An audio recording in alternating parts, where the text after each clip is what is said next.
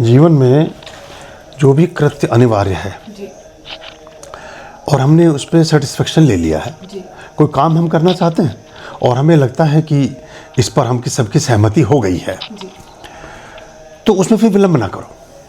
जैसे ये बात इनकी ठीक थी कि थोड़ा मैनेज्ड वे में आप रहेंगे तो आधे से ज़्यादा हर्डल्स कम हो जाएंगे। या तो डिसीजन कर लो कि अपने को जाना ही नहीं है, और जाना है और दिल से बात क्लियर हो गई तो उसको फिर कर देना चाहिए। और भी कोई चीज़, आपको घर में एक रेडियो लेना है, आपको घर में कोई फ्रिज लाना है, तो फिर उस पर तत्काल, या तो उसे लाने में आप कहीं नहीं भी हम 1 साल बाद लेंगे तो ठीक है, लेकिन अगर तय कर ही लिया कि लेना है फिर उसे फटाफट कर डालिए, क्योंकि फिर आप दूसरे थॉट को काम कर पाएंगे। हम इल्यूजन और कन्फ्यूजन में बहुत समय खराब करते रहते हैं। हम डिसीजन पावर हमारे अंदर भारतीय में थोड़ी सी मतलब कॉमन प्रॉब्लम है कि हम किसी काम को करना हो उसमें पता नहीं किस चीज़ का इंतजार करते रहते हैं, जबकि जो अनिवार्य है यानी जिस पर डिसीजन हो गया कि करना है उसे फटाफट कर लेना चाहिए।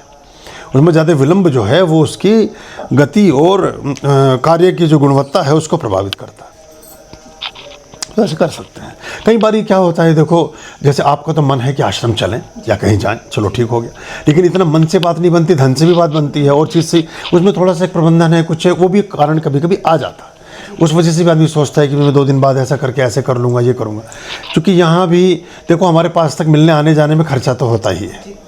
इसीलिए हमने गूगल मीट सब शुरू किया, इससे लोगों को बड़ा लाभ हुआ कि घर पे बैठ के लोग कर पा रहे हैं। अभी इसको बढ़ा रहे हैं, अभी हम वो एक बड़ा अनुष्ठान होगा तो वो इसीलिए शुरू किया कि अनुष्ठान ना छूटें और अधिक अनुष्ठान भी हो जाएं और आप उसका लाभ भी ले लें। पर जीवन में हमारी जो जीवन है हम उसे जीना नहीं जानते मैक्सिमम लोग। कुछ यूरोप ने इसमें थोड़ी प्रगति की, हमारी शिक्षाओं को देखकर, हमारी चीज़ों को देखकर। कुछ पश्चिम के और देशों ने प्रगति की, बाकी दुनिया ने नहीं की। हमारे भारत में हम 80% हमारे पास कोई आंसर नहीं है भारतीयों के पास कि हाउ टू लिव। आप क्यों जी रहे हैं, उनके पास कोई आंसर नहीं है। आप कैसे जी रहे हैं, उनके पास कोई आंसर नहीं है। आप जो है कौन हैं आप, उनके पास कोई आंसर नहीं। कैसे आप जीवन को जीते हैं इसका उनके पास कोई आंसर नहीं। कहाँ आप जीवन को बिता रहे हैं उसके पास कोई आंसर नहीं। बस वो जैसे सब कुछ एक कोई गति सी है, वहाँ पटक दिया है किसी ने, बस उसी में उनकी अपनी गति वहीं अपना चल रहा है, बस वो चल रहा है। एक मछली भी 10-50 किलोमीटर जाकर के ताज़ा जल देखने की कोशिश करती है, लेकिन हम ऐसे हैं कि गिदड़ पड़ गया घेरे में हमें विश्राम। तो हमें थोड़ा उसकी तरफ सोचना चाहिए। और जो हमारे अपने रिश्ते होते हैं सामाजिक जीवन में, चाहे मित्रता के हों, चाहे रिश्तेदारी के हों, चाहे प्रेम के हों, चाहे कुछ भी, हम उन्हें जीना ही नहीं जानते। ज़्यादातर तो हम उन्हें ख़राब करते हैं, हम अधिकांश उनको ख़राब करते हैं। फिर कहते हैं हम इस तनाव में, मैं बहुतायत में ये देखता हूँ कि, और उसके पीछे जो अहम मान्यता है, एक सबसे ख़राब बात ये पैदा कर दी हम भारतीयों के दिमाग में कि हम अपनी हर आदमी अपनी की ईगो पाले बैठा है, जैसे वो कुछ है और वो कुछ भी नहीं है इस अस्तित्व में, वो मिट्टी का कण भी नहीं है। पर उसके दिमाग में गलतफहमी भर दी कि यू आर समथिंग। तो चाइना में कहावत है ना कि वो परमात्मा जब धरती पे किसी को भेजता है तो उसके कान में बोलता है कि तेरे से बढ़िया इंसान मैंने दुनिया में भेजा नहीं है। और आदमी उसी भ्रम में अपने जीवन को बिताता रहता कि I am special, I am something. ये कुछ भी नहीं, यू आर नथिंग। अगर हम ये सोच लें तो आदि समस्याओं के समाधान हो जाते हैं। जिससे प्रतिस्पर्धा खत्म होती है, कंपटीशन खत्म होता है, बैर खत्म होता है, द्वेष खत्म होता है, राजनीति खत्म होती है, एक दूसरे से कलह क्लेश खत्म होता है। Accept people as they are, accept situations as they are. अब वो ब्रह्म कमल खिल रहा है और गुलाब डिप्रेशन में चला जाए, कोई लेना देना नहीं नेचर को। तू अपनी मौज में, मैं अपनी। लेकिन हमारे यहाँ समस्या है, हमारे यहाँ गुलाब इसलिए काला हुए जा रहा है कि वो ब्रह्मकमल वाइट क्यों है। अब ये कोई लेना देना नहीं इसका। समाज में ये बड़ी एक समस्या है। 2 बहनें हैं, 2 भाई हैं, कोई और हैं, 2 मित्र हैं, हर एक की अपनी डेस्टिनी है, हर एक के अपने जीवन है, हर एक का अपना सिस्टम है, हर एक अपनी यूनिकनेस से आया है। लेकिन हम दूसरों से तुलना में लगे रहते हैं हर समय, और उससे हमें परेशानी आती है। और जो जैसे चाहे पति पत्नी का, चाहे कोई भी, हमें बहुत कम समय मिलता है जीवन को जीने का। 20, 25, 30 साल। उन 20, 25, 30 सालों में 2-4 साल भी हम जी नहीं पाते। वो अगर हम जी लें तो हम स्वर्ग में हैं।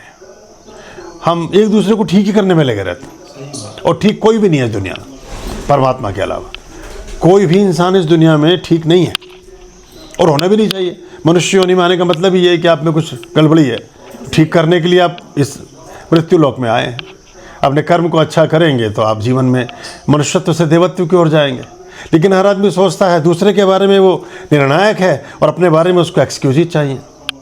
अपने बारे में वो दया भाव और मर्सी चाहता है और दूसरे के लिए वो एकदम जज और थानेदार है। तो ये जो नज़रिया है ये बहुत परेशानियों को पैदा कर, थोड़ा सा समझ लें तो बहुत ठीक हो जाता है। जैसे कुछ बातें हमारी बातें जैसे मैं कुछ बोली कुछ भी बोले तो उनको मतलब बात हमारा करना पसंद ही नहीं, क्या कैसा, तो वो बात बहुत बड़ी बात हो जाती है। जैसे देखो मैंने अभी एक 2-3 दिन पहले कोड डाला था उसमें, अभी कभी कुछ मैं कुछ मौलिक उसमें कुछ डाल देता हूँ, लिख देता हूँ। पता नहीं क्यों ऐसा होता है गुरुजी की हमारी बात मतलब शुरू होने पर वो बात कहाँ से कहाँ पहुँच जाती है और ये क्या कारण है? जो हमने चाहा जी वो नहीं मिला, जी तो जो मिल गया है उसको चाहो।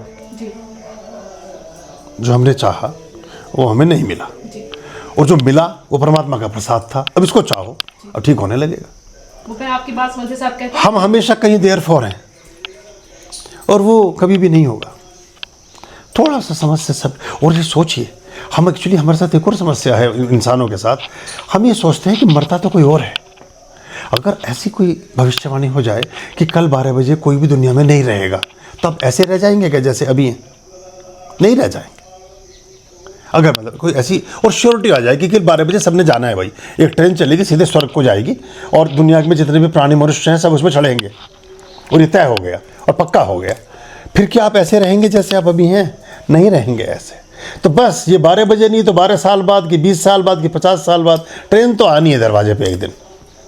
हम सोचते हैं हम हमेशा रहेंगे, इसलिए बैर पाल रहे हैं, राजनीति कर रहे हैं, ऊंच नीच पाल रहे हैं, ईर्षा द्वेष। हम सोचते हैं हमेशा, हम जिस दिन हमें बड़ा अफसोस होता है जरा सी परमात्मा की झपक लग जाए और आदमी जब अस्पताल में लेटता है तो उसे पूरा ज्ञान प्राप्त होता है। वो ज्ञान उसे पहले से था उसके पास, उसे ऐसे ही जीना था जैसे अस्पताल में ही रह रहा है, उसे ऐसे ही जीना था जैसे कल मृत्यु का दिन है, उसे ऐसे ही जीना था जैसे सब अजनबी हैं सब अजनबी, इन्हें हम अपना मानते हैं। वो कैसे रंग की शर्ट पहने हैं इस बच्चे को कोई लेना देना नहीं, वो बिटिया कैसे सूट पहने बैठी आपको कोई लेना देना नहीं, लेकिन आपके परिवार का वो पहने हुए उससे आपका लेना देना है, जबकि होना परिवार के आदमी के साथ सदा सहायता थी। ये उदारता हमें परिजन के साथ रखनी थी, तब तो हमारा परिवारजन था। परिवारजन के लिए हम 24 घंटे टिका टोकी कर रहे हैं। मैं वो उसे रहने दो उसकी मौज में, वो जो काला पीला नीला पहने ना पहने जो मर्जी करे उसकी ज़िंदगी, आप अपना देखो बस। लेकिन हम हमेशा दूसरे में अटके पड़े हैं। ये चप्पल पहन ली तूने, गुरुजी के यहाँ जाना था तो ढंग की चीज़, अरे वो गुरुजी चप्पल से क्या लेना देना, किसी कपड़े किसी चीज़ से क्या लेना देना। हाँ।